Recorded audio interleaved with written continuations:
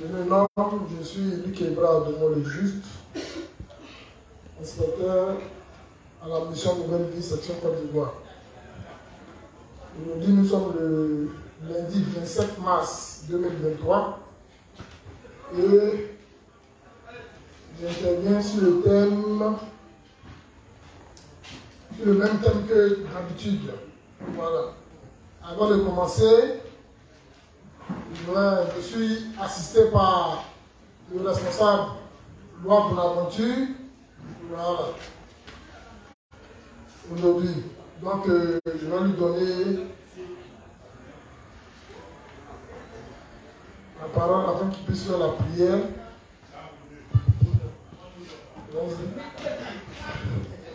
Amen. Amen. Nous allons disposer pour confier ce moment à Dieu. Nous en commençant par la confession de foi des justes. Donc on prie. Et les justes, nous te remercions de ce que tu as eu pitié de nous, de ce que tu as fait de nous tes enfants. N'eût été ton intervention, nous serions morts et jetés en enfer. Car fondamentalement, dans notre chair, nous sommes opposés à toute ta loi. Et spirituellement, nous étions des grands vagabonds, nous étions des blasphémateurs, nous étions des féticheurs, nous étions tous ceux-là qui rejetaient ta parole dans nos différentes pratiques et dans nos différentes croyances. Mais dans ton amour pour nous, tu nous as donné le Seigneur Jésus-Christ comme sauveur, celui qui, en se faisant baptiser au Jourdain par Jean-Baptiste, a pris tous nos péchés, passés, présents et futurs. Par sa mort et son sang versé à la croix, il a reçu la punition pour nous. Il a purifié notre conscience de péché, il a détruit ce corps de péché. Par sa résurrection, il a vaincu la mort, le séjour des morts et l'enfer pour nous. Par son ascension dans le ciel, il nous a donné le Saint-Esprit qui fait de nous aujourd'hui tes enfants. Merci Seigneur Jésus de ce que tu nous as rendus justes, saints et sans péché devant toi pour toujours. Amen.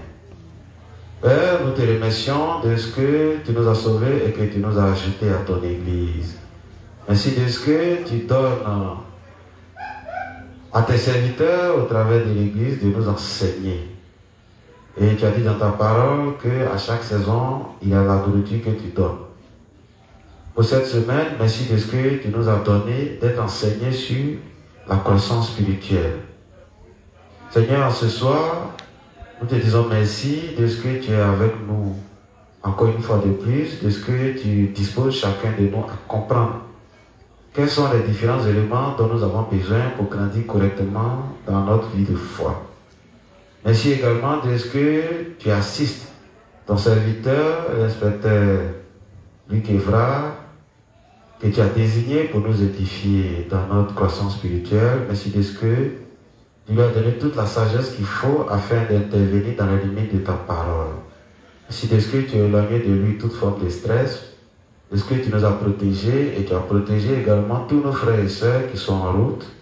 Tu les as guidés jusqu'à nous et tu as donné également la force à tous les frères qui négligent encore ton œuvre de s'examiner et de se décider à rejoindre ton Église afin qu'ensemble nous repoussions les limites du diable au nom de Jésus. Amen.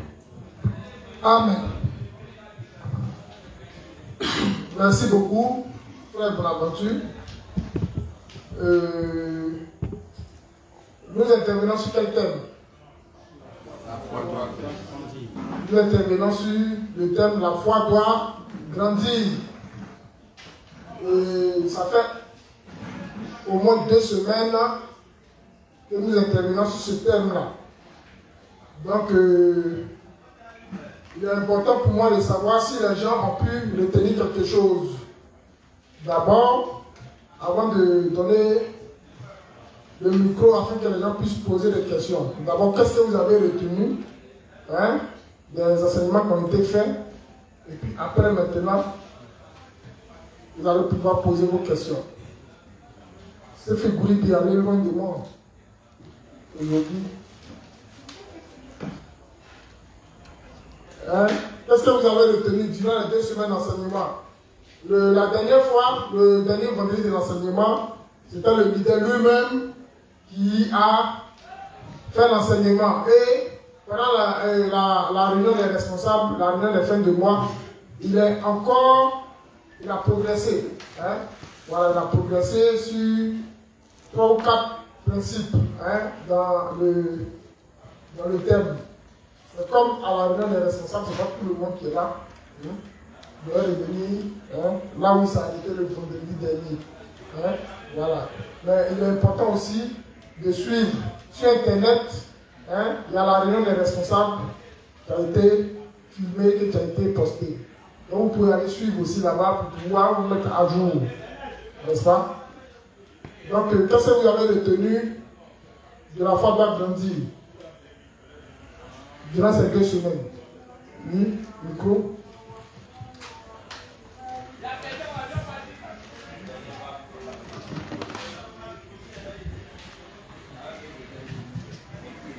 Bonsoir, frère.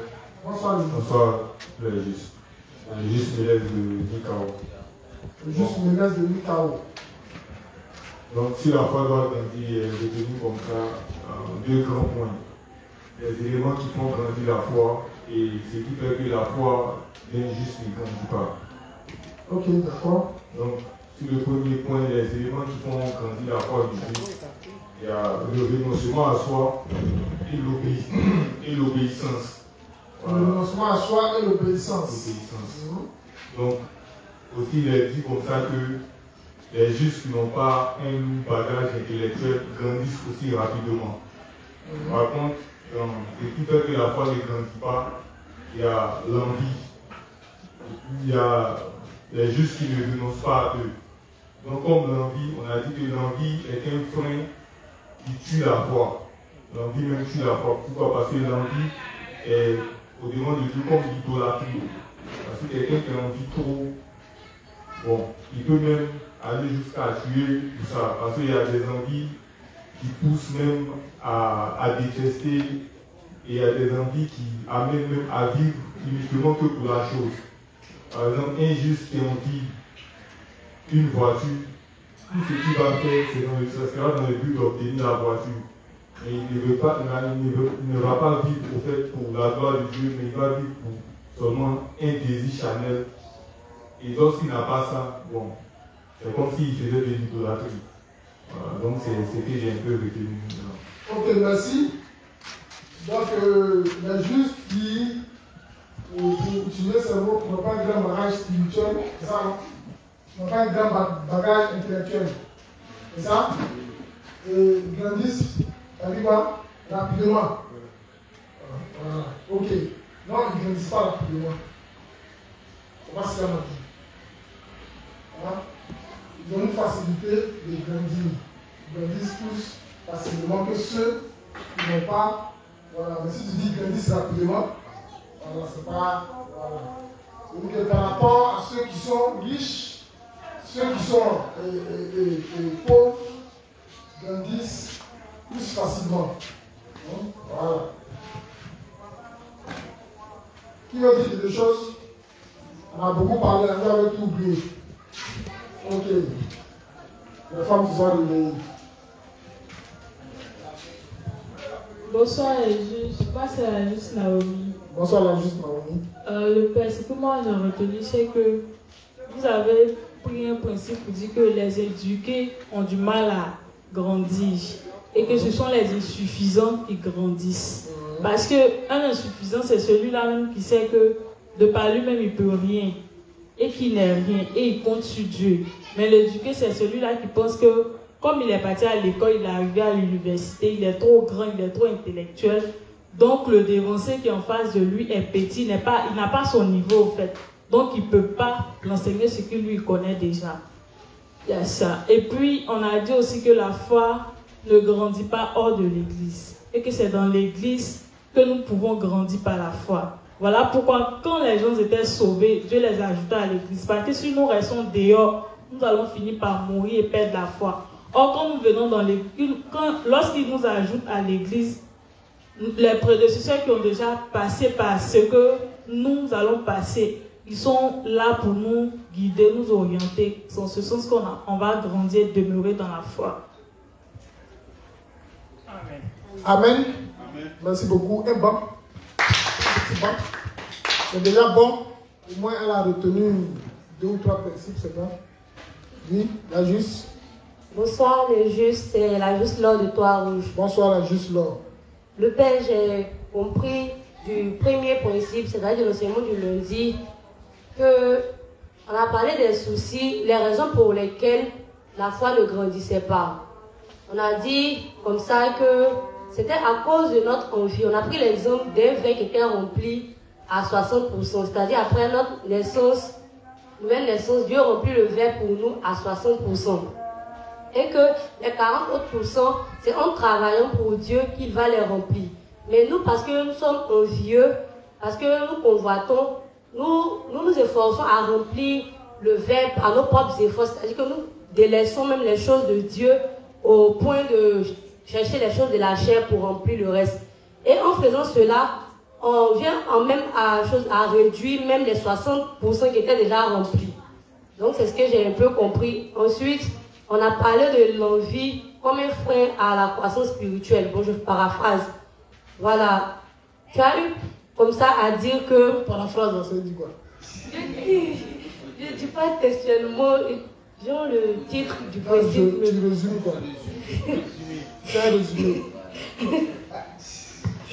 Donc le Père comme ça a dit que l'envie est un frein à la croissance spirituelle. C'est-à-dire que au lieu de travailler pour Dieu, on envie les choses qu'une personne a. C'est-à-dire on convoite la chose au point même de faire tous nos efforts pour avoir cette chose. C'est-à-dire en faisant cela, ça devient de la convoitise. Pourtant, Dieu, le péché qu'il déteste le plus, c'est l'idolâtrie. Voilà. En convoitant quelque chose, au fur et à mesure, ça devient de l'idolâtrie. C'est-à-dire on met toute l'attention sur cette chose. C'est aussi ça que j'ai retenu. Et puis on a parlé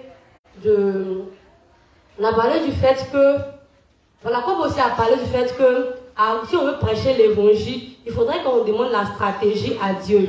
Et qu'on ne prêche pas l'évangile parce qu'il faut le prêcher comme ça en désordre. On demande de l'aide à Dieu. Il est aussi revenu sur les 7 jours de la création. Moi, comme je suis venu en retard, je suis tombé sur le 2e jour.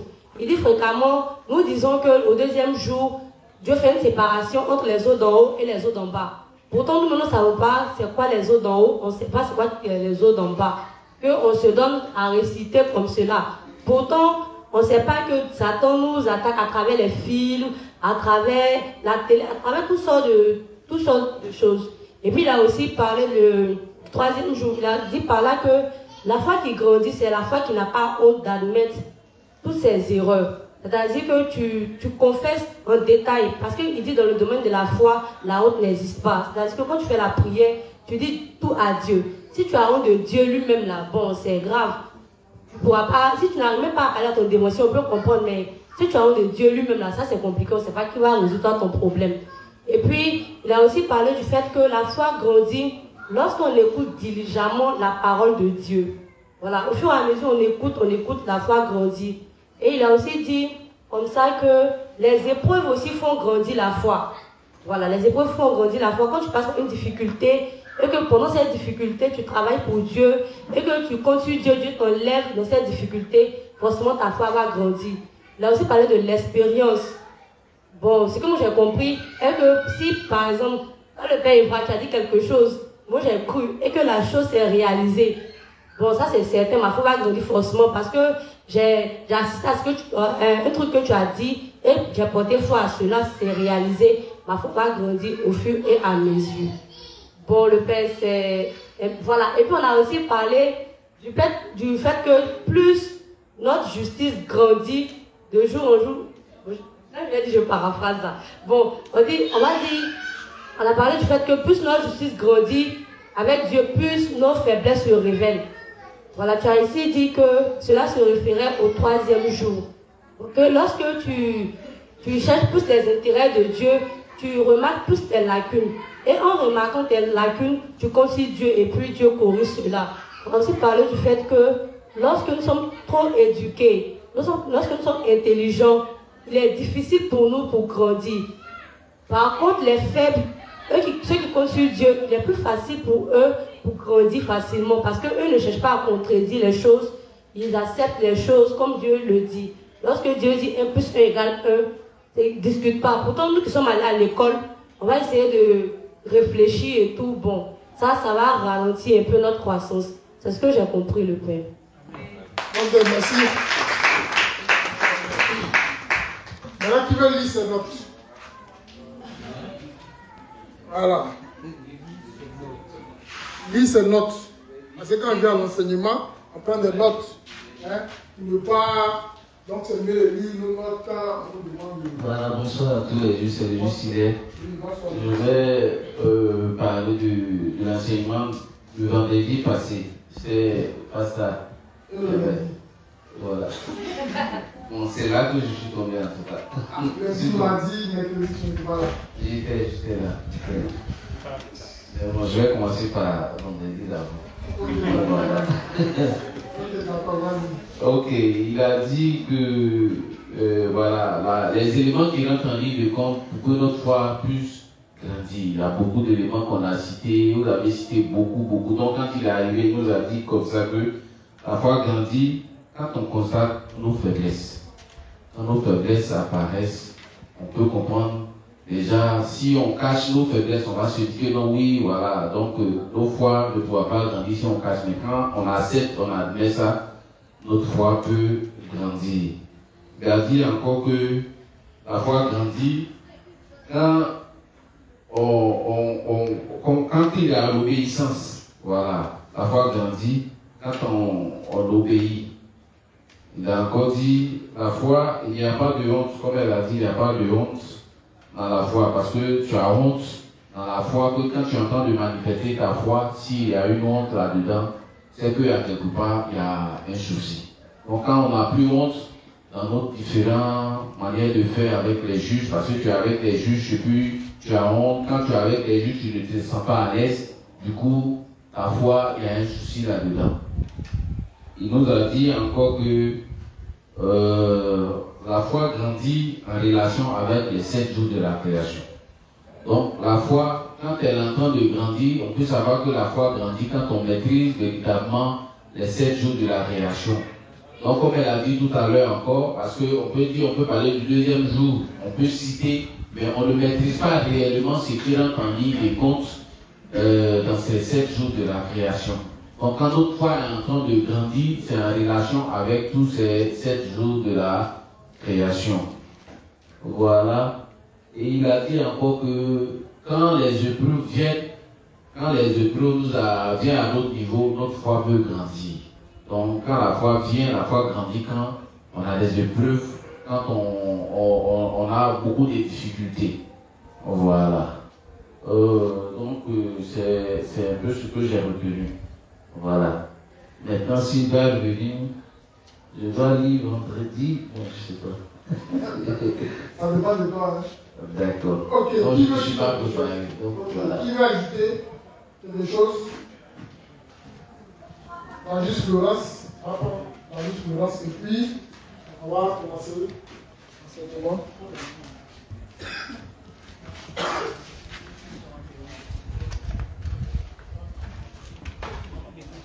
Bonsoir, inspecteur. Bonsoir, Marie. Bonsoir, les justes. Bon, je vais ajouter quelque chose.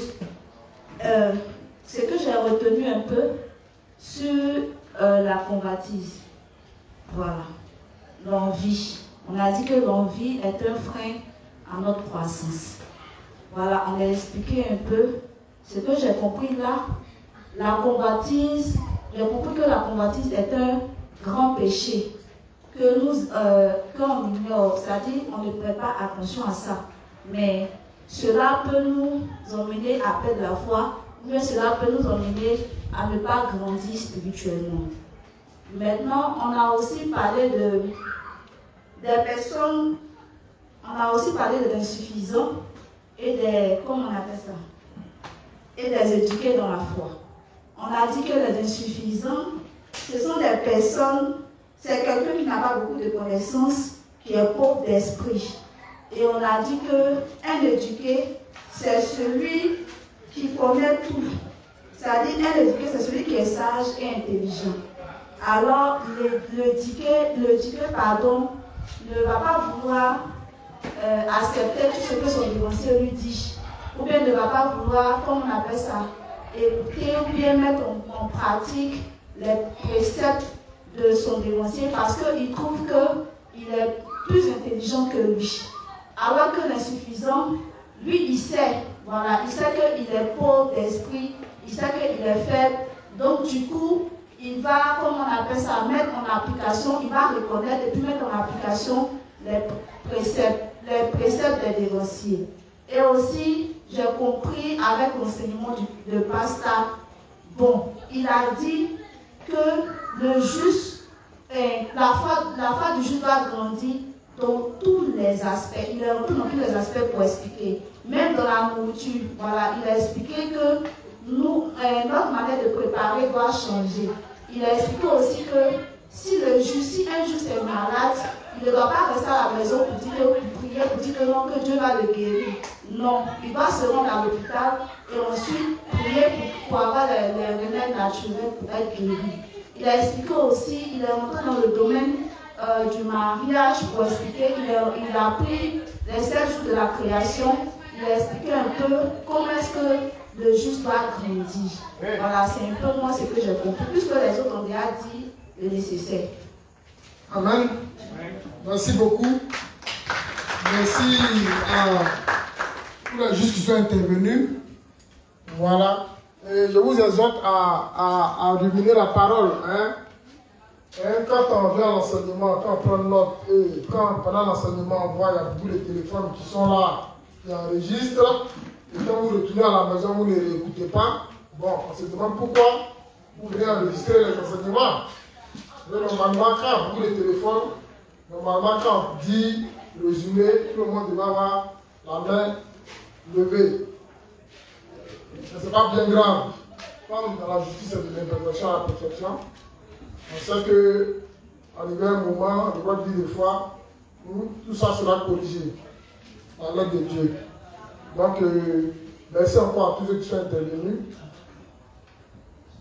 La semaine passée, on n'a pas pu, et la semaine passée, on n'a pas pu faire une séance de questions-réponses.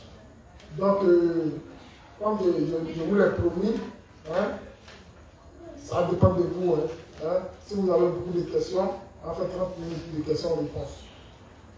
Hein. Est-ce qu'il y a des questions? Il y a des questions? Une personne. Le juste Polito Kérévent. C'est ça, hein? Le juste Polito Kérévent. Bonsoir, inspecteur. Bonsoir, je suis juste Polito Kérévent.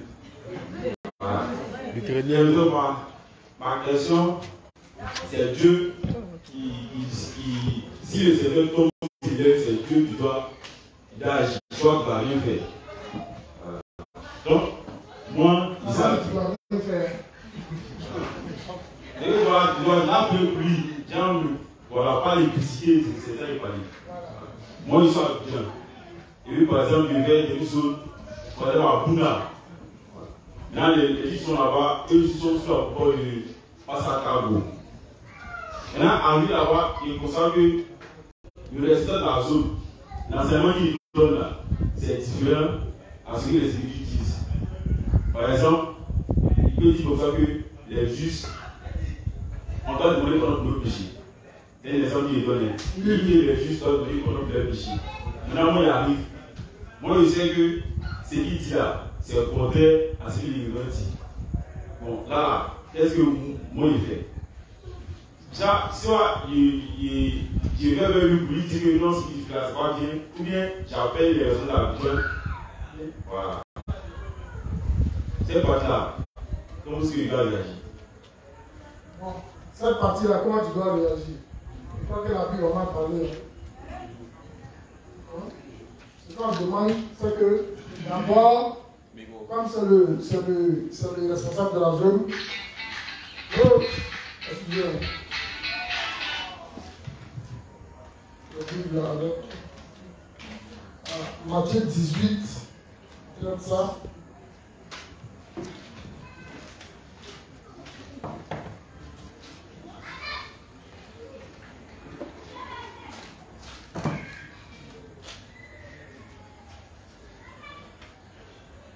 Matthieu 18, verset 15.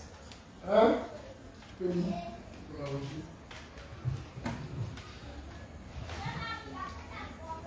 Donc, si tu vas dans une zone, et puis le responsable de la zone demande au juge de demander pardon pour leur péché. N'est-ce pas? Or, toi, tu sais que les principes nous interdisent. Hein? Voilà. Je pense Matthieu 18, verset 15. Si ton frère a péché, va et reprends-le entre toi et lui seul. S'il t'écoute, tu as gagné ton frère. Amen. Amen. Donc, si ton frère a péché, va et reprends-le entre toi et lui seul. C'est-à-dire, quand le responsable de la zone finit l'enseignement, tu viens, tu l'appelles de côté, tu dis, ah, le frère.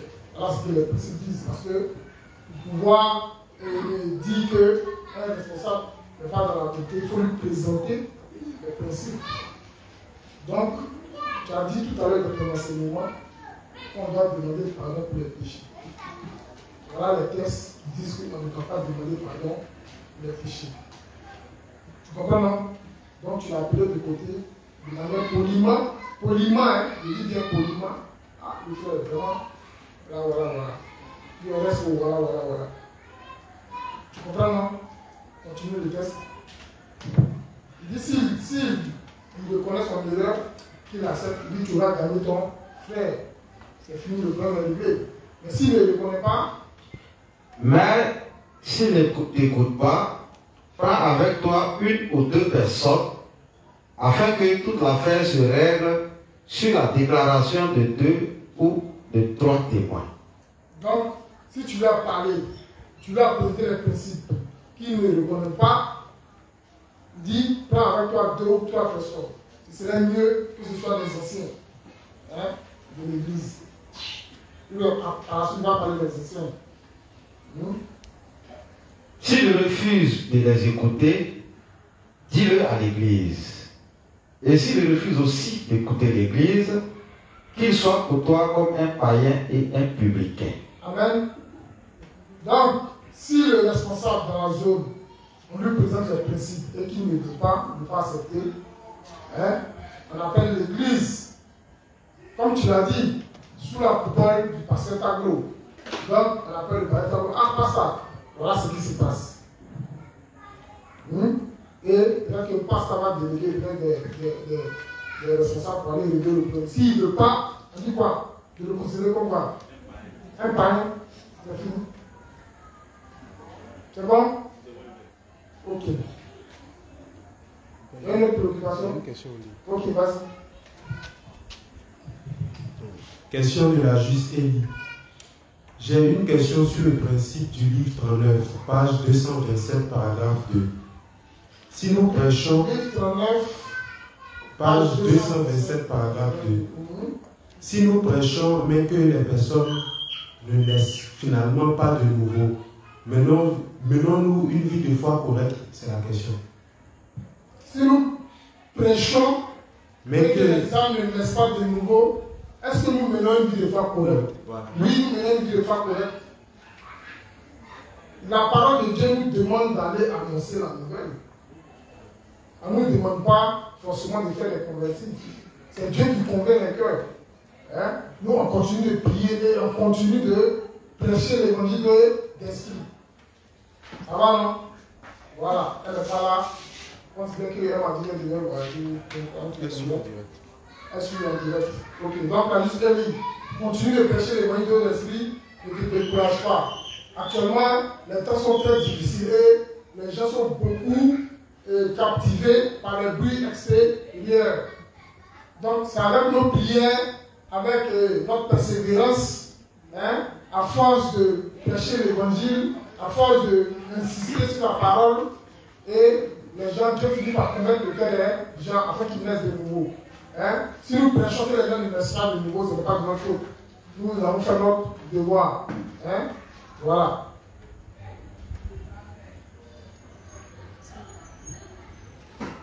Question? Bonsoir, inspecteur.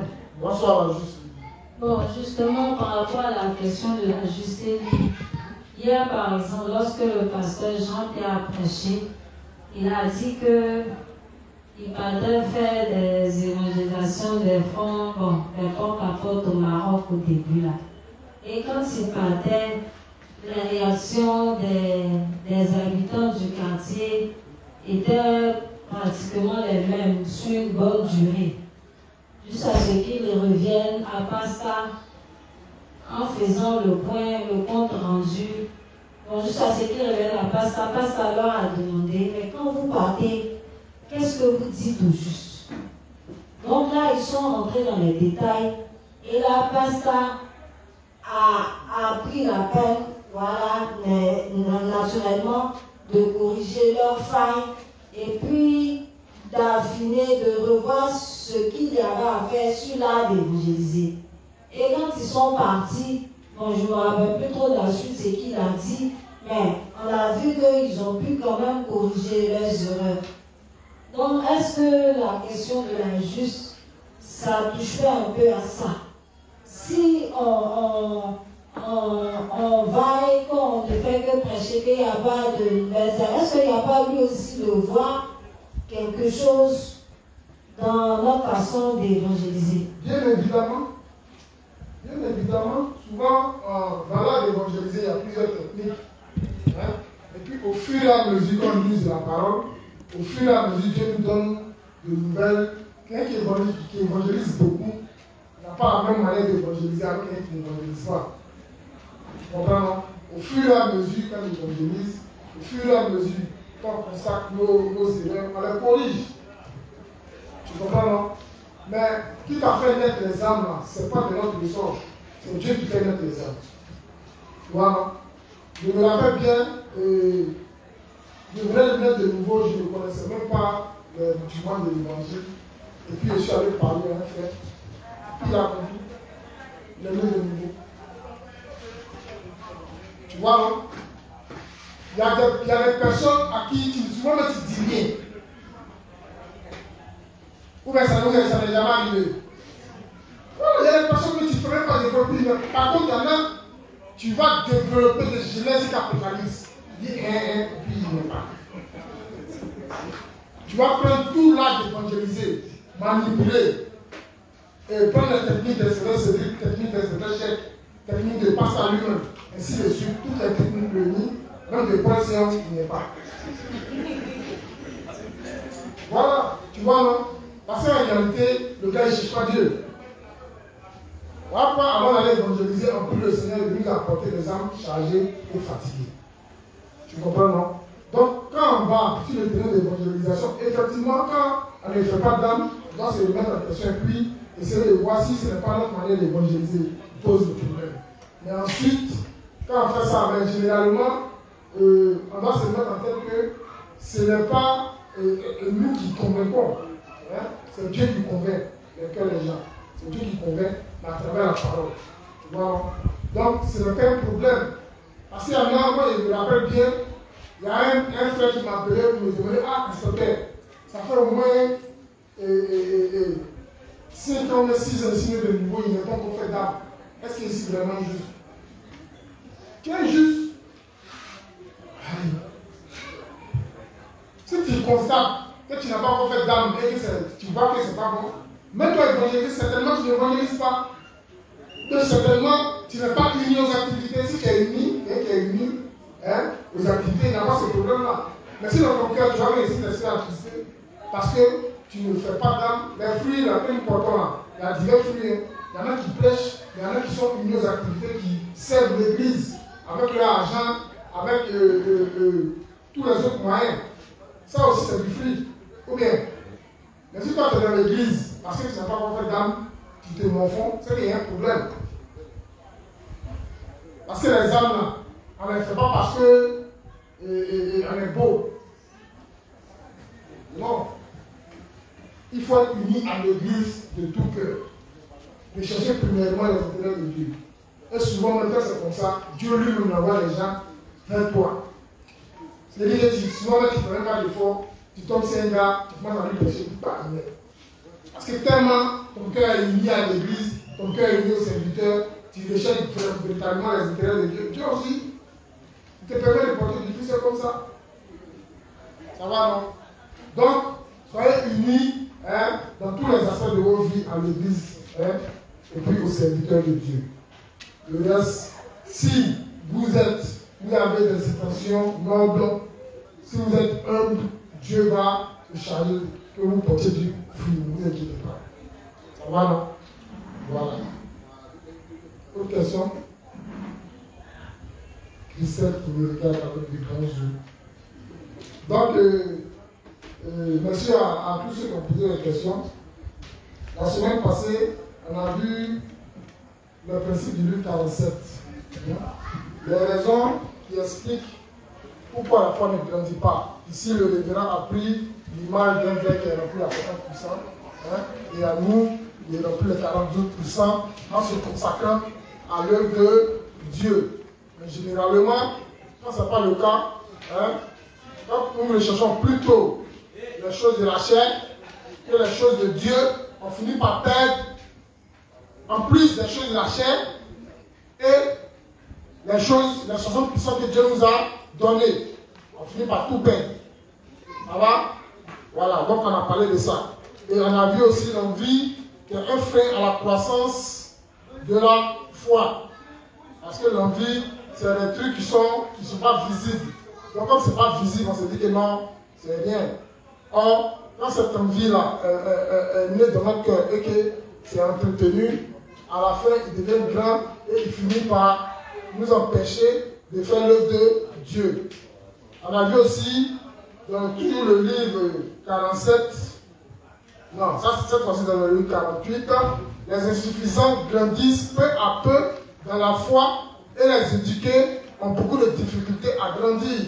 Voilà, les insuffisants, comme on l'a dit, comme l'on dit dans le résumé, c'est les gens qui n'ont, comme il a dit, qui sont pauvres d'esprit. Hein?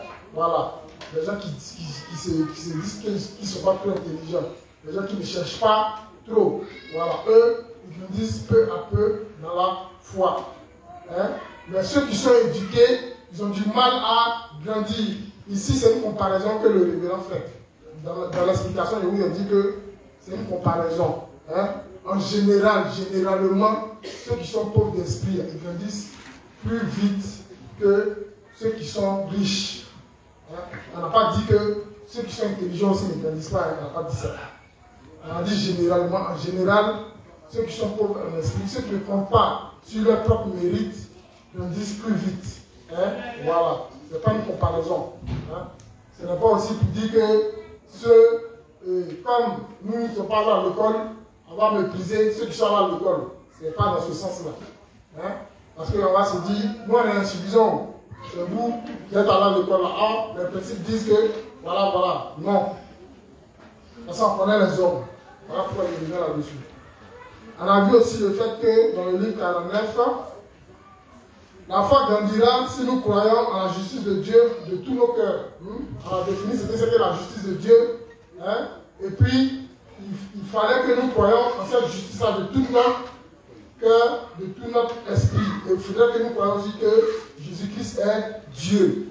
On a vu aussi le fait que la foi grandit en apprenant à l'Église auprès des prédécesseurs dans la foi. Une foi ne peut pas grandir hors de l'Église, ce n'est pas possible. Hors de l'Église, c'est la mort assurée. C'est à l'Église que la foi peut grandir auprès des prédécesseurs dans la foi. Ça va? On a vu aussi dans le même livre 49, plus notre justice grandit avec le temps, plus nous réalisons nos faiblesses et nos insuffisances. Plus notre justice grandit, plus nous réalisons nos faiblesses et nos insuffisances. Plus nous marchons avec Christ, plus nous voyons que nous sommes des moyens. Plus nous voyons que nous sommes. Est-ce qu'il n'y a plus l'image du palmier? Pour expliquer. Vous voyez le palmier, quand il est petit, il est comment? Il est beau, joli. Plus le palmier vieillit, qu'est-ce qui se passe? Il y a un palmier à côté. Voilà, à l'intérieur, il est blanc. Voilà pourquoi on nous appelle les palmiers. Amen. Voilà. Plus le palmier vieillit, plus son extérieur Or, quand le palmier est jeune, il est beau. Il y en a qui peuvent décorer les maisons. Mais arrivé un moment, ils sont obligés de la battre, le pétrole fini. Hein? Voilà. Donc, c'est cette image-là. Hein? Plus notre justice grandit, avec le temps, plus nos insuffisances et nos faiblesses sont révélées. Et on a vu aussi le principe, hein? Vous deviendrez une personne merveilleuse après avoir écouté la parole de grandit pendant 1 an. Là, c'est comme qui a fait ça avec nous, non? Voilà. Et c'est comme qui a fait ça. Plus, il dit, à la page 144, paragraphe 3, vous deviendrez une personne merveilleuse après avoir écouté la parole et grandi pendant 1 an. Hein? Quand on est de niveau, on doit être uni à l'église. On doit aller chercher toujours les choses spirituelles. Être unis à toutes les réunions. Plus nous écoutons la parole, plus nous grandissons. Et avec Pasteur aussi, on a vu, Dieu nous a donné la foi de l'obéissance, la foi, la capacité de faire la foi de l'obéissance, la capacité de faire la foi du dévouement et la foi qui grandit correctement. Ça va?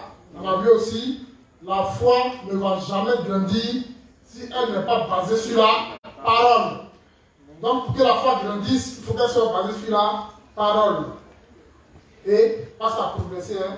Il a fait la foi grandir quand elle écoute diligemment la parole à l'église. Diligemment, ça veut dire quoi? La foi grandit quand elle écoute la parole diligemment à l'église. Diligemment, qui peut expliquer? Ouais, c'est elle-même qui a employé le terme diligemment. Elle va expliquer. Là, juste l'ordre de toi rouge.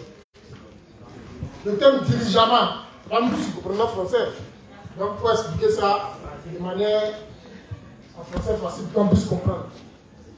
D'accord, le Père. De ce que je comprends, le diligemment, ça veut dire encore et encore.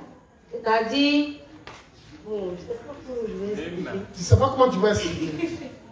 Ça veut dire encore et encore. Tu le fais, c'est pour écouter sans cesse. Ok, d'accord, merci. Sans cesse. Hein, qui va expliquer diligemment? Juste régulièrement. Ok? Oui, le juste mélange, c'est ça? Mélange de Mikao. Ouais, vas-y d'abord.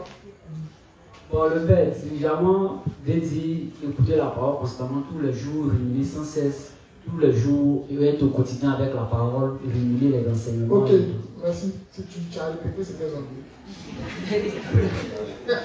Merci beaucoup. Merci. Oui. Ah, tu vas dire la même chose. Mais qui a un dictionnaire dans ce téléphone qui va lire diligemment? Le frère Gaudi Amo. Parce qu'il ne faudrait pas qu'envoyer ça comme ça et puis on pensait que souvent c'est mieux d'aller lire dans le dictionnaire. En langue française, c'est pas notre langue, nous, c'est Paulé. C'est comme Paulé, on avait vite traduit ça. Diligemment, ça signifie quoi? Avec diligence, soin, application, avec rapidité. Avec soin, application. C'est dit quoi? Avec rapidité. Il parle de rapidité. En fait, il faut bien, c'est-à-dire qu'il faut bien faire ça. Sérieusement, merci. Il faut y mettre le cœur. Voilà, le sérieux. Diligent, il faut bien. Hein?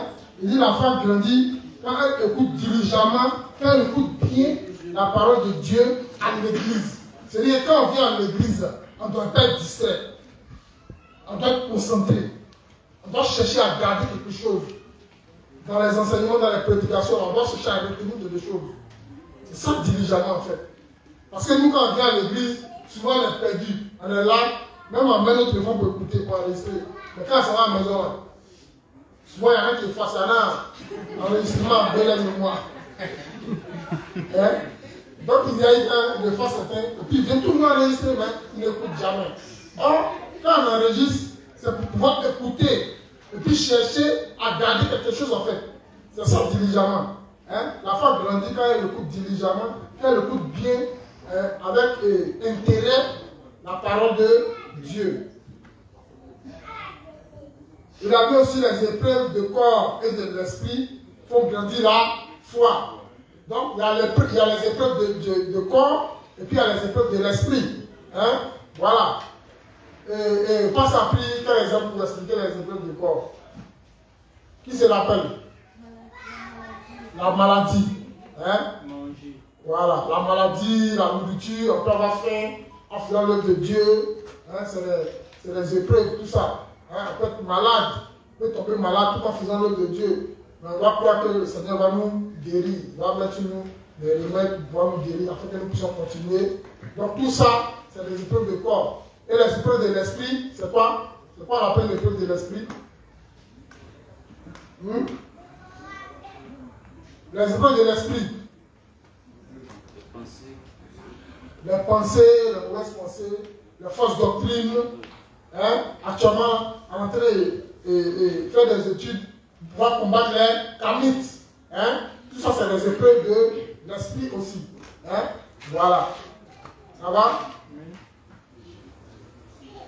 On a vu aussi le fait que grandir dans la santé et dans la foi forte. Hein? Voilà. Il faut qu'on ait la santé pour pouvoir faire l'œuvre de Dieu. Si nous sommes constamment malades, on ne pourra pas faire l'œuvre de Dieu. Donc, pour pouvoir avoir la santé, il faut qu'on se nourrisse comment? Sainement. Hein? On ne doit pas consommer de la malbouffe.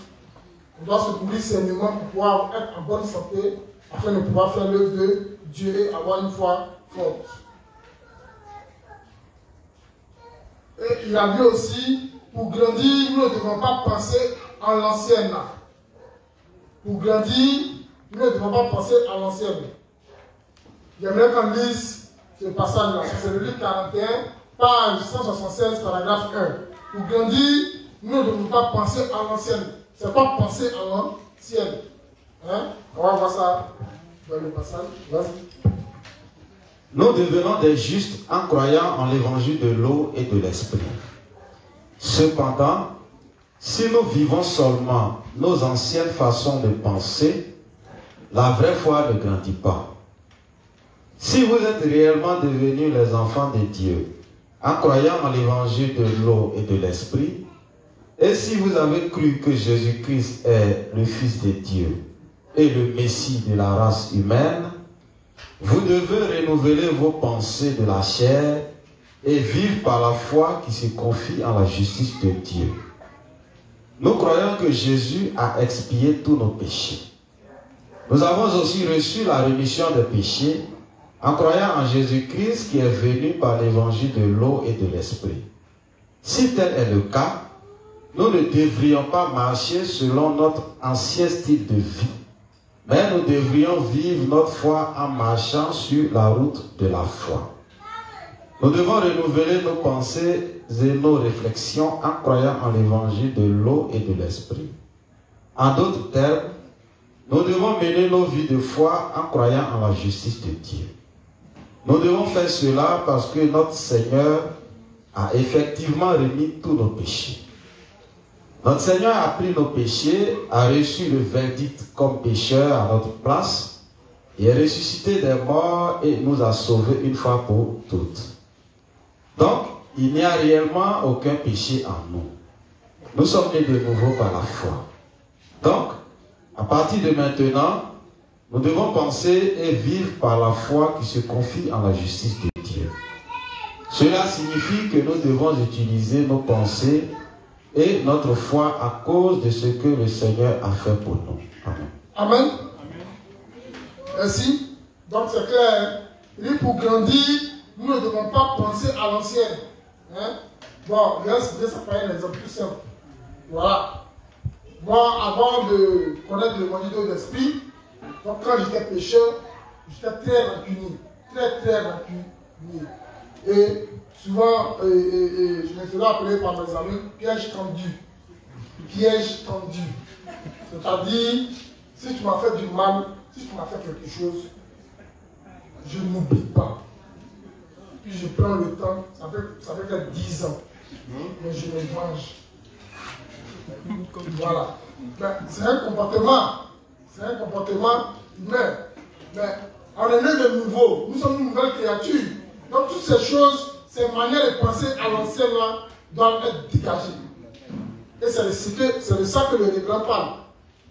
Avant de naître de nouveau, tu étais très rancunier, commence à prier, fais ton expiation. Ah Seigneur, vraiment, je suis très rancunier, je suis un gros palabreux, j'aime humilier les gens. Aide-moi à ne plus le faire. Aide-moi à présenter des fruits de la justice. Ça va, non? Voilà. Bon, avant, tu pensais que fallait forcément, comment on appelle ça? Fallait forcément, qui peut m'aider? Hein? Qui peut donner un exemple de ce qu'il pensait avant de naître de nouveau? Oui? Avant de naître de nouveau, moi je pensais qu'avant de prêcher l'évangile, une personne doit faire l'école de théologie d'abord. C'est-à-dire la personne doit apprendre vraiment. Voilà. Ok, d'accord. Voilà. Elle pensait que avant de naître de nouveau, elle pensait que pour prêcher la parole de Dieu, c'est ça, non? Voilà, il fallait forcément faire l'école de théologie. Et c'est ce que tous les pécheurs pensent. Hein? Voilà. Or, l'école de théologie ne montre pas comment on obtient la rémission des péchés. Hein? Donc, dans nos prières, on prie pour que l'école de théologie puisse enseigner l'évangile de l'esprit. Hein? Donc, il y a les anciennes pensées, il y a les anciennes manières de faire qu'on avait avant. Toutes ces choses, le révérend dit, on doit laisser. Si on n'a pas encore laissé ça là, si on s'examine et que notre ancienne vie là est toujours là, c'est que notre foi n'a pas encore grandi. Est-ce que je me fais comprendre? Amen. Voilà. Si tu étais rempli de ta personne, imbu de ta personne plutôt, si tu étais coléreux, il faut prier Dieu pour renoncer à ces choses-là. Si tu étais un grand voleur reconnu dans le quartier, il faut prier pour que Dieu puisse te donner la force d'arrêter ces choses-là. Ça va, non? Parce que, oui, pour grandir, nous ne devons pas penser à l'ancienne. Livre 41, page 176, paragraphe 1. Pour grandir, nous ne devons pas penser à l'ancienne. Quand on était pécheur, notre manière de vivre, on doit mettre ça de côté. On doit avoir une nouvelle vie en Jésus-Christ. Et notre vie doit être au service de l'évangile. Tout ce que nous faisons, nous devons faire dans l'optique de comment annoncer l'évangile de l'esprit aux âmes pécheresses. Ça va? Il a travaillé aussi dans le livre 39, les sermons font grandir. Yes. Les sermons font grandir. Hein?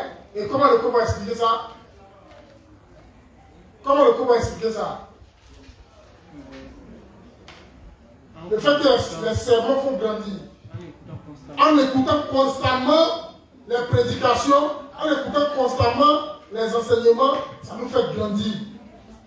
Nous faisons un avec ces enseignements-là. Et quand les serviteurs comment on peut dire ça, nous habituent à passer dans le plan bien, bon, il faut lire rapidement.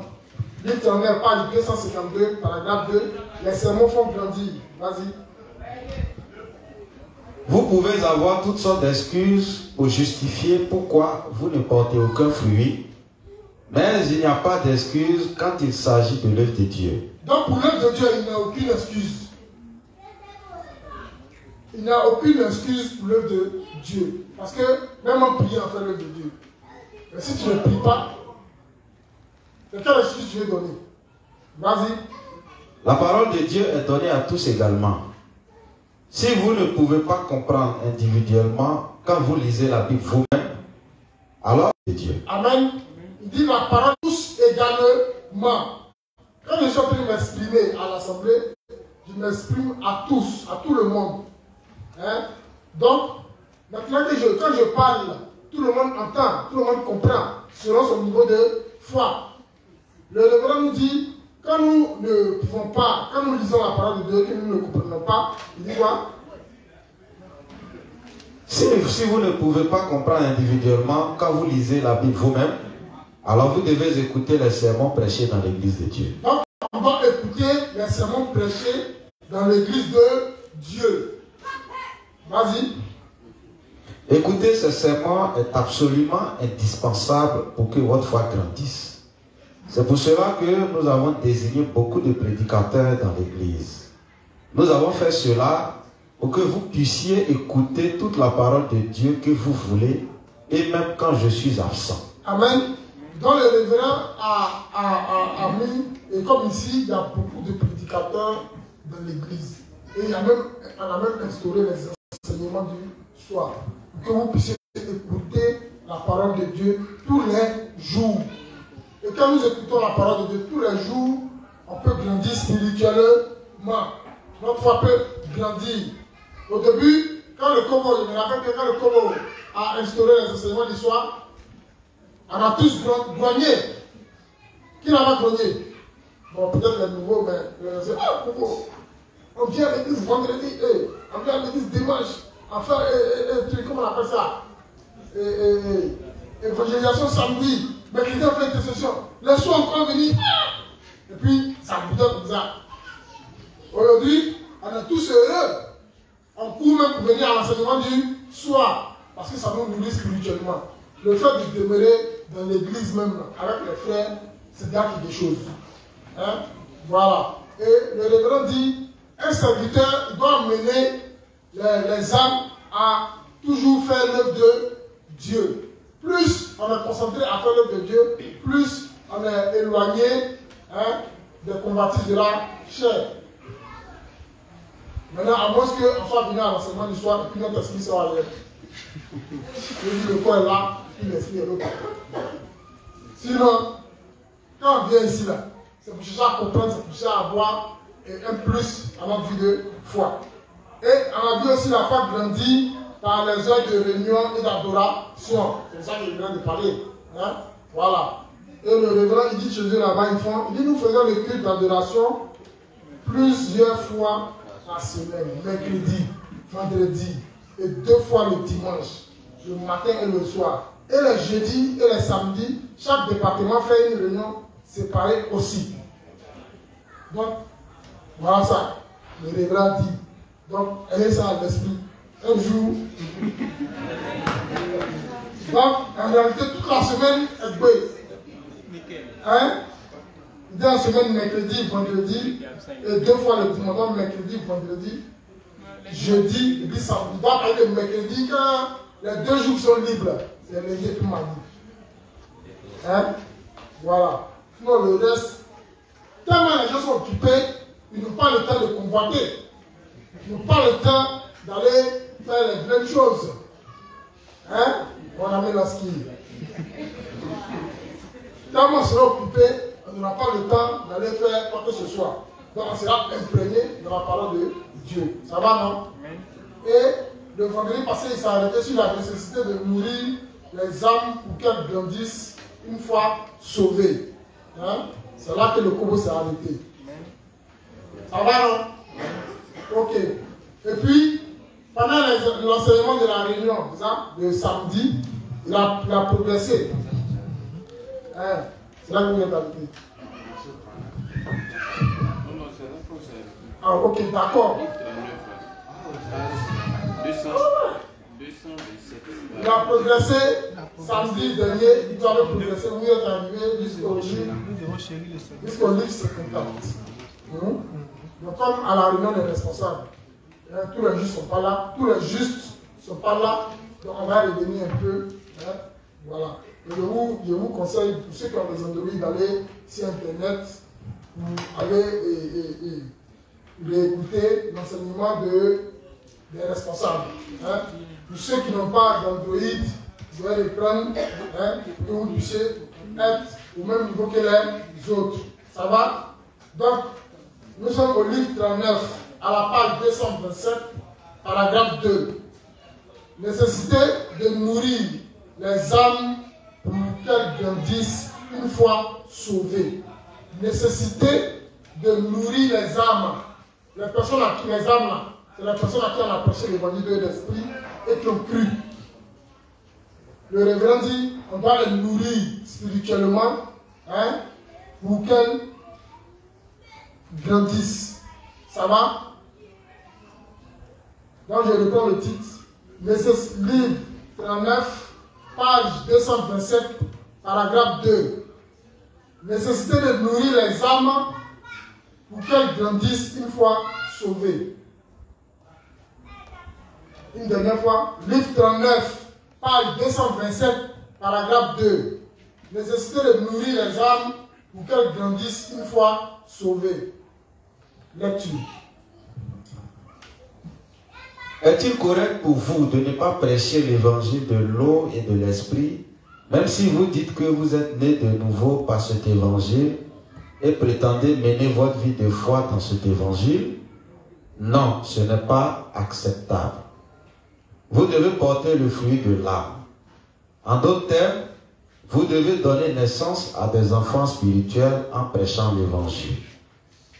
Même si vous ne prêchez pas vous-même, vous devez au moins être unis à l'Église de Dieu et participer à son œuvre de salut des âmes perdues par l'évangile de l'eau et de l'esprit. Vous avez le devoir de les conseiller et de les enseigner en étant à leur côté pour qu'ils écoutent la parole et l'acceptent avec foi. Et une fois qu'ils sont sauvés, vous devez les nourrir pour qu'ils grandissent et deviennent matures correctement. Vous devez aussi soutenir les âmes nouvellement nées de nouveau pour qu'elles portent aussi du fruit spirituel. C'est ainsi que l'on porte du fruit de l'esprit. Amen. C'est ainsi que l'on porte du fruit de l'esprit. Donc, comme il a posé la question de savoir si elle prêche les gens, n'est-ce pas? Est-ce que, c'est ça non? Est-ce que c'est une vie de foi que nous menons? Donc, même si on prêche que les gens, n'est-ce pas, ceux qui sont nés de nouveau, qui sont dans l'église, on peut s'occuper d'eux. C'est ce que le révérend dit. Hein? Voilà. Le révérend nous dit, est-il correct pour vous de ne pas prêcher l'évangile de l'esprit, même si vous dites que vous êtes nés de nouveau par cet évangile et prétendez mener une vie de foi dans cet évangile? Ça veut dire quoi? Tu es né de nouveau. Tu prétends mener une vie de foi, hein, dans l'évangile de l'esprit, dans l'église de Dieu. Mais tu ne prêches pas l'évangile. Dis, ce n'est pas correct. Tous les justes doivent prêcher l'évangile d'une manière ou d'une autre. On dit quand on vient de naître de nouveau, quand on est nouveau, on doit faire quoi? Les fronts assistés. Un front assisté, ça veut dire quand il y a front là, quand il y a un front, tu viens de t'asseoir à côté, et puis tu es là, tu écoutes. C'est ça un front assisté. Et si le prédicateur, hein, celui qui est en train de prêcher à l'âme, il te dit prends tel passage, tu lis, tu participes aussi au front. Si par la grâce de Dieu l'âme est née, toi aussi, tu as fait une âme, parce que tu as participé à la naissance de cette âme-là. Ça va? Et après que l'âme soit née de nouveau, quand elle est envoyée à l'église, tu peux continuer de t'occuper de cette âme-là. Il dit en faisant quoi? Vas-y. En deux termes. En d'autres termes, vous devez donner naissance à des enfants spirituels en prêchant l'évangile. Même si vous ne prêchez pas vous-même, vous devez au moins être unis à l'église de Dieu et participer à son œuvre de salut des âmes perdues par l'évangile de l'eau et de l'esprit. Amen. Il dit, même si vous ne prêchez pas vous-même, vous devez au moins être unis à l'église de Dieu et participer à son œuvre de salut des âmes perdues par l'évangile de l'eau et de l'esprit. Donc quand on dit dans l'évangélisation samedi là, c'est vrai, tu ne seras prêché. Il faut courir, tu vas venir. Tu vas assister au front. À force d'assister au front, tu vas voir que toi-même là, un jour, tu vas devoir te faire front, sans t'en rendre compte. À force d'assister au front, à force de suivre tel dévancé par les faire front, tel autre dévancé par les faire front, tu vas voir que tu as amassé toutes les techniques des dévancés. Et tu seras, peut-être après 6 ans, ou bien après un certain nombre d'années, tu seras un expert dans l'art d'évangélisation. Et là, tu sauras que ce n'est pas par tes propres forces, mais c'est parce que Dieu t'a suffisamment formé pour que tu puisses devenir un expert dans l'art d'évangéliser. Parce que toi-même, tu vois dans tes débuts, tu es un grand vaurien, tu ne savais même pas comment prêcher, comment faire une âme. Et aujourd'hui, tu vois que quand tu prêches, les gens naissent. Tu sais que ce n'est pas par ta propre force que c'est ainsi, mais c'est parce que Dieu t'a béni et que tu as pu faire ces âmes-là. Et quand les âmes naissent aussi, quand nous ne savons pas prêcher l'évangile, on doit s'en occuper étant à l'église. C'est ce que le révérend dit par la suite. Vous avez le devoir de les conseiller et de les enseigner en étant à leur côté pour qu'ils écoutent la parole et l'acceptent avec foi. Amen. Vous avez le devoir de les enseigner et de les conseiller, hein, en étant à leur côté pour qu'ils écoutent la parole et l'acceptent avec foi. Hein? Comme tu sais que tu dois les enseigner et puis tu dois les conseiller, ça fait que toi aussi là. Parce que si tu vas enseigner, il faut que toi tu sois formé. Donc tu es obligé d'aller te faire former pour pouvoir conseiller et enseigner. Tu es obligé d'aller lire le livre du révérend, tu es obligé d'aller lire, comment on appelle ça même, la Bible, tu es obligé de poser la question aux devanciers afin que toi aussi tu puisses avoir un bagage pour pouvoir les conseiller et les enseigner afin qu'ils puissent demeurer dans la parole et grandir. Donc si toi-même tu es né, est-ce que tu peux faire grandir? Hein? Si toi-même tu es un spirituel, qu'est-ce que tu pourras bien donner, hein, aux âmes qui viennent de naître? Voilà pourquoi il est important pour nous que nous nous fassions former. Il est important pour nous de lire nos ouvrages et de pouvoir en tirer quelque chose. Parce que quand on lit, il ne suffit pas de lire, les 67 livres. Non. Il faut pouvoir en tirer quelque chose, pour pouvoir enseigner aux autres. C'est ça en fait.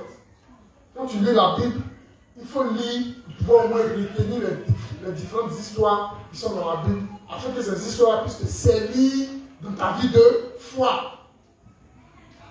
Ou bien, voilà. Quand on voit l'histoire de Salomon, on voit que Salomon, qu'est-ce qu'il a fait tomber? Les femmes. Donc aussi, tu dois ajouter ça dans ta marche avec le Saint-Esprit pour dire, ah, voilà un dévancier qui est tombé. Qu'est-ce qu'il a fait tomber? C'est les femmes. Donc, ah, il me méfier des femmes. Donc, je me méfie des femmes. Si Dieu m'a donné une femme, ça me suffit, j'en reste là. Mais avoir cherché à conquérir toutes les femmes, jusqu'à avoir 1000 femmes, voilà la route que ça donne. Voilà. Et il dit quoi encore? Vas-y. Et une fois qu'ils sont sauvés, vous devez les nourrir pour qu'ils grandissent et deviennent matures correctement. Donc, il faut qu'on les nourrisse aussi. C'est-à-dire qu'on doit les nourrir, hein, pour qu'ils grandissent. Mais si nous-mêmes nous n'avons pas la nourriture, qu'est-ce que nous allons bien pouvoir leur donner? Il faut que nous-mêmes nous ayons la nourriture. Hein? Voilà. Donc, pour avoir la nourriture, il faut absolument ou bien impérativement être unis à l'église de Dieu et aux serviteurs. C'est eux ceux qui peuvent nous nourrir. Quand le peuple d'Israël était dans le désert, quand ils avaient faim, ils ont dit, ah, Moïse en a faim. Moïse a prié. Qu'est-ce qui est descendu? La manne. La manne est descendue du ciel. Et le soir, ils avaient le caille. Ils mangeaient bien. Hein? Donc, c'est être unis. Quand on est unis à l'église et aux serviteurs de Dieu, c'est là que nous sommes nourris spirituellement. Et on pourra ensuite nourrir les plus petits dans la foi. Ça va? Fini? Vous devez aussi soutenir les âmes nouvellement nées de nouveau pour qu'elles portent aussi du fruit spirituel. Donc, on doit les soutenir aussi. Soutenir ici, dans le prénom, qu'est-ce que ça veut dire? Jake, ça fait combien d'années tu es né de nouveau?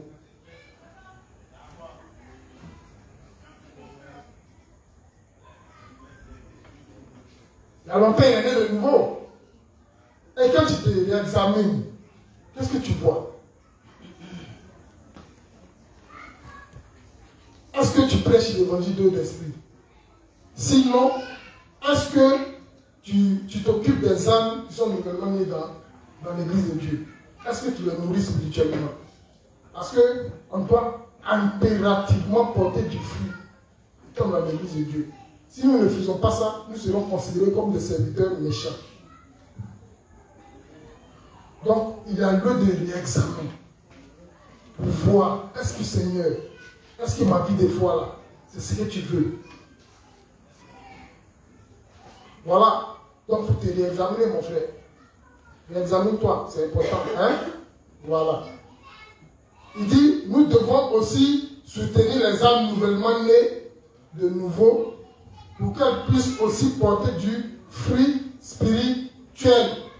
Donc quand on est de nouveau, comme on ne sait pas prêcher l'évangile de l'esprit, nous on est en église et puis on s'occupe des nouveaux-nés.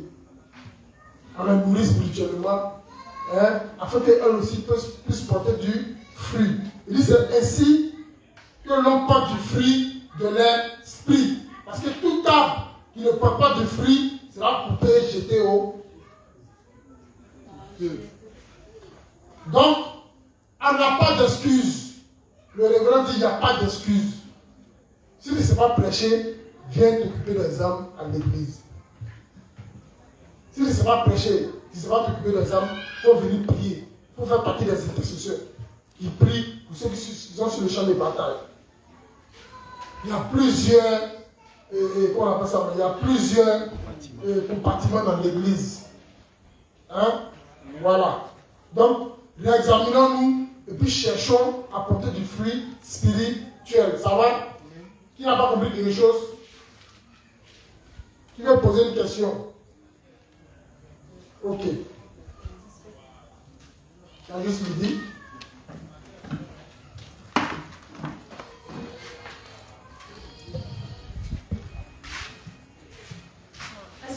Si vous permettez, c'est pas pour poser une question.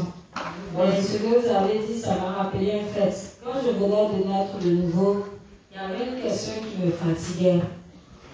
Et puis, c'est au cours de l'enseignement du samedi, là, d'évangéliser avec notre inspecteur, là que j'ai eu à poser la question. Voilà, et la question allait dans le sens de, si je me rappelle bien, voilà, les justes, ils sont juste, ouais, leur rapport à l'alcool, là, vraiment, moi, c'est ce qui me fatigue un peu. Les justes, leur rapport à l'alcool, quoi. À l'alcool. Voilà. J'ai vu que, en tout cas, les justes, ils sont relax, ils n'ont pas du mal à boire. Ils sont, voilà, entre eux. Donc, voilà. Donc, ça me fatiguait un peu. Donc, j'ai évacué ça. Et puis, l'inspecteur m'a donné une réponse. Il a dit comme ça au passage que, comment on appelle ça? Il m'a fait comprendre qu'il y a des choses que Jésus ne faisait pas. Les gens ont dit, ah, il ne fait pas. Il y a des choses qu'il faisait, les gens ont dit, ah, ils font. Donc, en réalité, même le problème même des gens, ce n'est pas qu'on voit qu'on ne voit pas. Mais c'est une question qui est liée vraiment avec si je cherche Dieu ou pas. Donc, quand j'ai fini d'évacuer ma question, de libérer et puis d'avoir la réponse, la semaine qui a suivi, là où le juste était à l'époque, là, il avait une voisine hyper légaliste qui était venue habiter à côté, qui est très invivable. À chaque fois, c'est vrai que le Saint-Esprit touche, elle est en train de manifester ça à sa manière. Donc, quand il y avait occasion, les deux avaient l'habitude d'échanger. Moi, quand je viens, je reste dans la maison là jusqu'à les voisines le reprochaient que la dame, quand elle vient, elle ne sort jamais.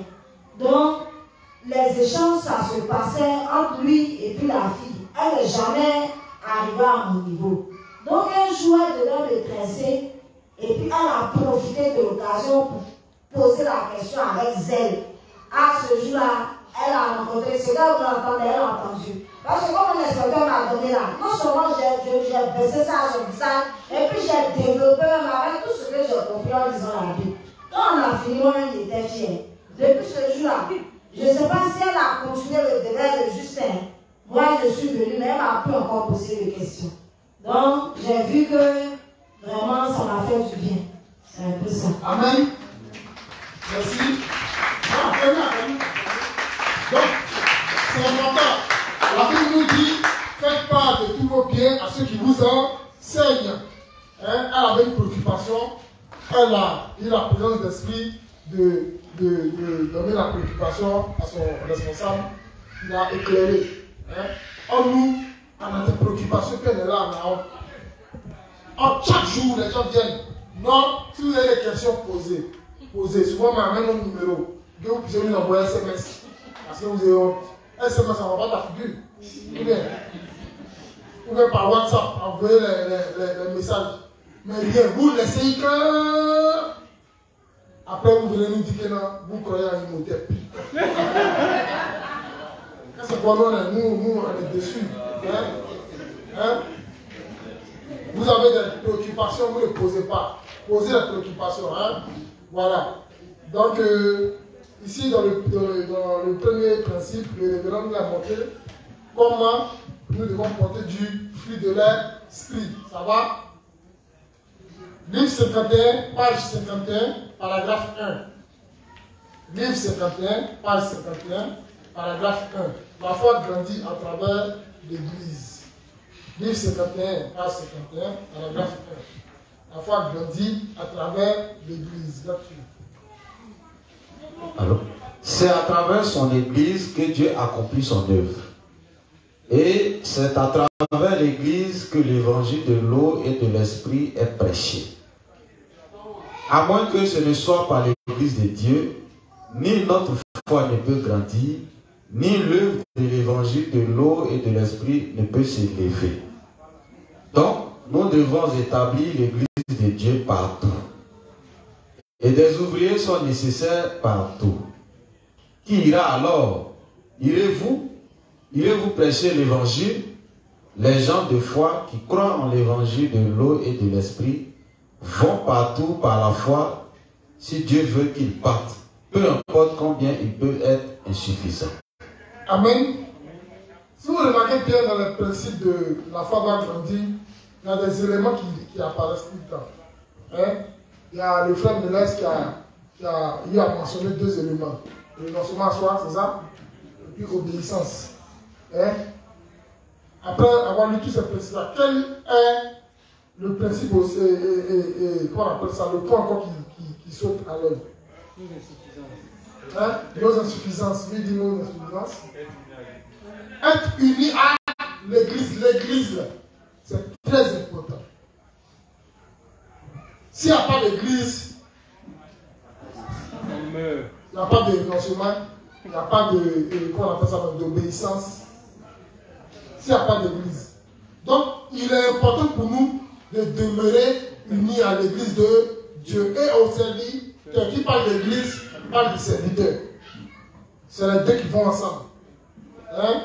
C'est en ce moment qu'on peut renoncer à nous et puis être obéissant afin de pouvoir grandir spirituellement. Donc voilà les trois points. Renoncement, obéissance, union à l'église et au serviteur. Ça va?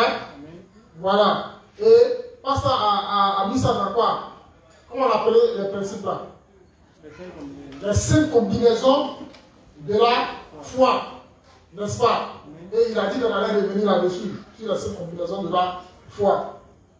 Donc, ici, le révérend dit, c'est à travers son église que Dieu accomplit son œuvre. Dieu n'accomplit pas son œuvre en dehors de l'église. Ce n'est pas possible. C'est forcément à travers son église. Parce que notre Dieu que nous prions, c'est un Dieu d'ordre. Voilà, un Dieu de principe. Il est dans ses principes.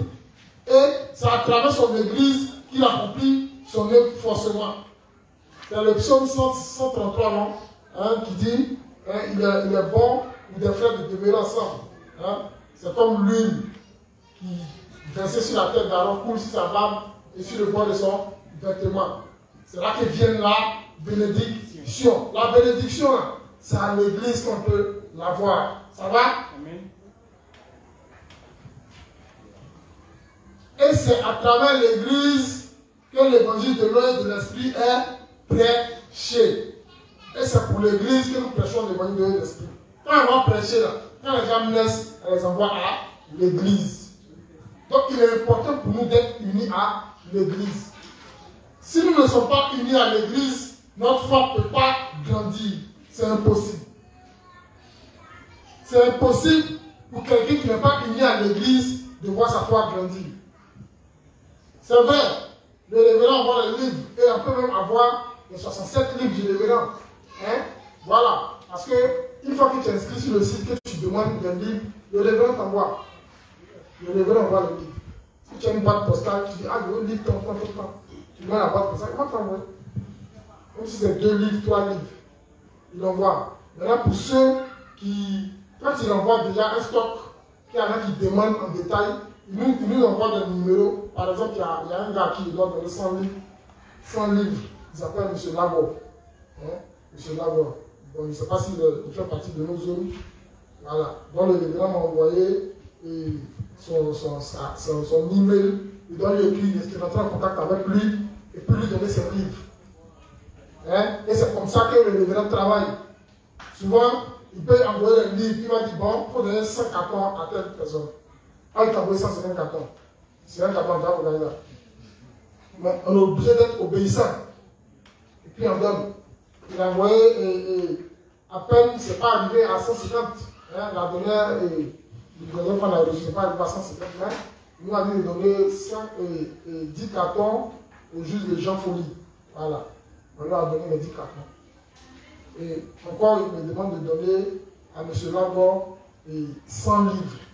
Donc, lui aussi, il va rentrer en contact avec lui. Je vais lui donner par la suite.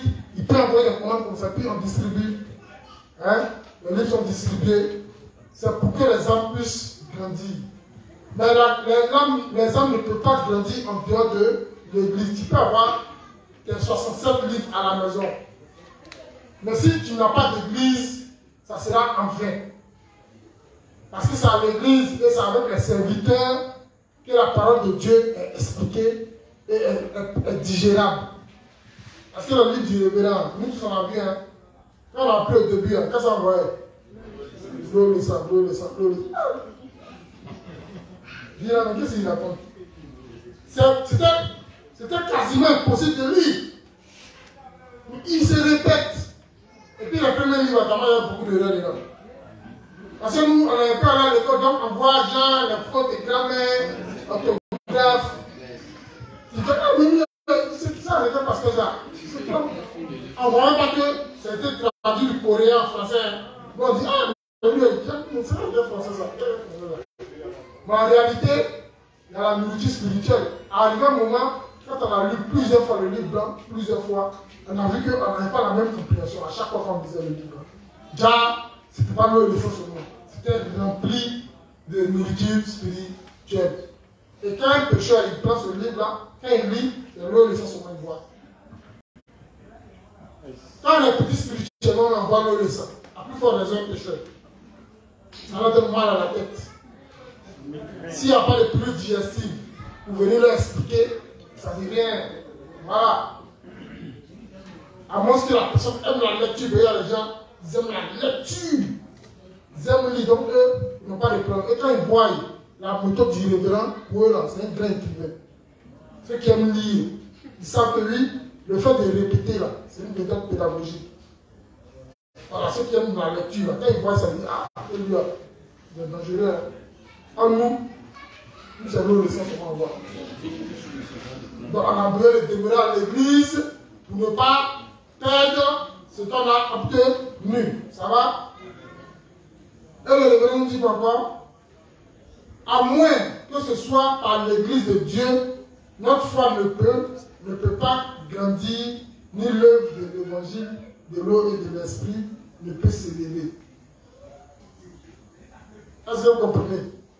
À moins que ce ne soit par l'église de Dieu, ni notre foi ne peut grandir, ni l'œuvre de l'évangile, de l'eau et de l'esprit ne peut s'élever.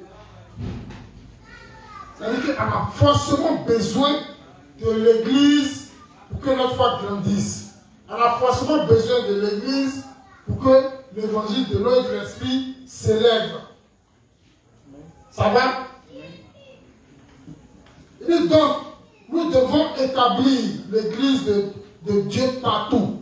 Nous devons établir l'église de Dieu partout. Et des ouvriers nécessaires partout. Voilà pour aujourd'hui en Côte d'Ivoire ou bien en Abidjan, il y a la zone de Nord Maroc, il y a la zone de Cité Verte, hein, Cité Verte et Ferme-Goudron, il y a la zone de Lokwa, il y a la zone de kilomètre 17, il y a la zone de Trois-Rouges, il y a la zone de Silesi, il y a la zone de Sikoji, il y a la zone de Siporex, et ainsi de suite. Le pourquoi c'est divisé. À Bobo, il y a au moins 5 zones là-bas, environ. Je crois bien. Il y a Habitat, il y a Abokatier, il y a Akeikwa, il y a Dotré, il y a Nyama. Voilà. Hein? Ça, c'est à Bobo. À Bobo, il y a plus bon. À 13 villes aussi, il y a une zone là-bas. À Makori, Massi, il y a une zone là-bas. À Port-Boué, il y a une zone là-bas. Et le règlement nous dit on a besoin d'ouvriers. C'est ça? On a besoin d'ouvriers nécessaires. Donc, nous comptons sur vous les justes pour que les ouvriers se lèvent parmi vous. Amen. Voilà. Pour pouvoir établir l'église de Dieu partout. Mais si nous paraissons, si nous assumons, les secrétaires sont là, les secrétaires sont là. Vous aussi, vous devez devenir secrétaire. Ou bien, que les autres qui sont venus après vous, là, puissent monter sur vous. Que nous aussi, on puisse aller voir dans d'autres horizons. Ou bien, voilà. Et si vous traînez, l'œuvre de Dieu aussi traîne, et ce n'est pas bon. Satan gagne du terrain, comme nous aussi, là. On doit aussi gagner du terrain. Ça va, non? Mais toujours en étant unis à l'église de Dieu. Il dit qui ira alors? Irez-vous prêcher l'évangile? Est-ce que vous irez prêcher l'évangile en tant qu'ouvrier? Je pose la question. Il dit les gens de foi qui croient en l'évangile de l'eau de l'esprit font partout par la foi si Dieu veut qu'ils partent. Peu importe combien ils peuvent être insuffisants. Donc, ne regardons pas à nos insuffisances. Ne dites pas, non, je ne sais pas parler français. Ne dites pas, non, je ne sais pas lire. Même si c'est guéri qui parle. Quand on va sur le terrain, si on tombe sur le guéri, on ne fait pas de position. Oui, Brion, le responsable oui, Brion, positionne-toi. Tu vas parler guéri. C'est ça. Si c'est parlé aussi, pareil. Hein? Si ça a boulé, bon, moi, comme je ne sais pas trop bouler. Il y a Mathurin de là, Mathurin Crédit. Il se défend un peu. Hein? Il y a la Respo Françoise, il y a Arnaud Maurice, c'est les aboulés. Ils vont se débrouiller. Donc, ne dites pas, moi je ne sais pas parler français, je suis lettré, ou bien je n'ai pas de vêtements, je n'ai pas quoi encore. Hein? Je porte même habit là, ou bien quoi encore. Mes tapettes sont déchirées, et mon pantalon là, on voit mes testicules.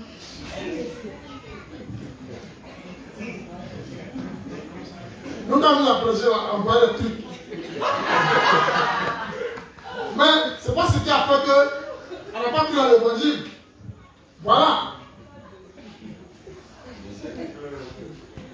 Est-ce que chacun il prêchait, il avait son boubou vert. Un boubou qui n'était pas réluisant. Je vous assure. Et le boubou, lui-même très un joueur moyen de son boubou. Hein? Voilà. Mais on a cru en l'évangile parce que l'évangile était pur, ça venait de la parole de Dieu. Ça va? Donc ne regardons pas nos faiblesses. Si le Seigneur nous envoie prêcher l'évangile, allons prêcher l'évangile. Ne restons pas au simple stade de laïque. Cherchons à progresser. Lisons nos livres. Posons des questions. Hein? Pour pouvoir grandir spirituellement. Faisons des fronts et comment on appelle ça? Assistons à toutes les réunions de l'église. Ça va? Amen. Ça va? Amen. Ok, il est déjà 21h passé là. 21h08. On va s'arrêter là pour aujourd'hui. Hein? Une ou deux questions pour une compréhension de ce que nous venons de faire aujourd'hui. Une ou deux questions. Qui n'a pas compris quelque chose? Qui n'a pas compris quelque chose? Posez la question à Saint-Just. Le juste Saint-Just.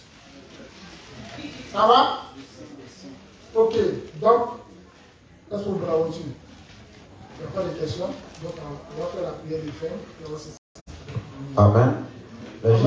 Nous allons nous disposer pour remercier Dieu et lui demander de nous accompagner tout en restant unis, quelles que soient nos positions à l'église et aux serviteurs, afin de grandir dans la foi pour pouvoir porter également des fruits spirituels. Donc on prie. Éternel mon Dieu, nous te remercions pour ton assistance. Merci pour ta direction.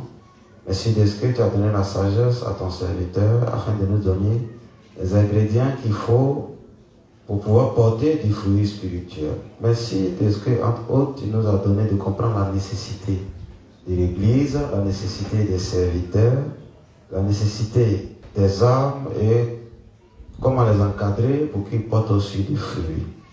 Merci de ce que tu continues de fortifier tes serviteurs. Tu leur donnes toute la sagesse, tous les moyens qu'il faut, afin de repousser les ténèbres, et de ce que tu donnes aussi à tous les saints, de disposer leur cœur à s'unir à tes serviteurs pour pouvoir faire briller la lumière de l'Évangile partout dans le monde entier. Au nom de Jésus. Amen.